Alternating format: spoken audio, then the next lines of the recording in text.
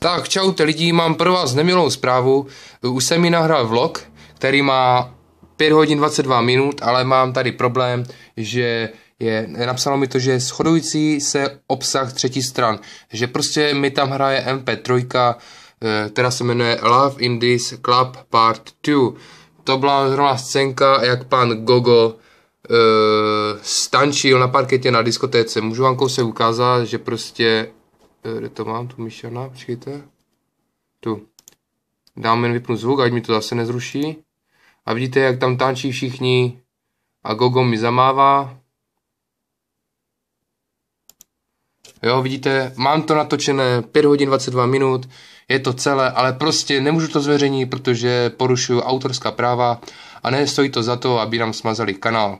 Takže budu muset to přerenderovat, takže tam tu MP3 vymažu, teda vypnu tam zvuk a doufám, že to bude v pohodě. Zkuste mi poradit, jestli stačí jen tady tu písničku tam potlačit a to je všechno a potom by to mohlo být asi OK, co?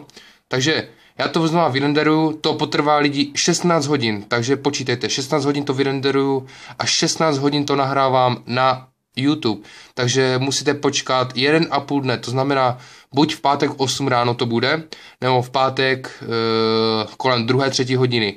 Doufám, že to vydržíte. Kdo si nás nahrál na Craftconu a tak, moc bych poprosil, aby nás nezveřejňovali a můžete nás zveřejnit klidně pod tohle video, až to zveřejním a dejte jako video odpověď a můžete pustit naše nahrávky, co jste chytili a vyfotili si nás. Takže děkuji za pochopení a prosím vydržte to. Po pátku začneme natáčet hry a všechno možné, jo? Takže vydržte to, musím to přerenderovat, protože to vážně za to nestojí. Takže čau.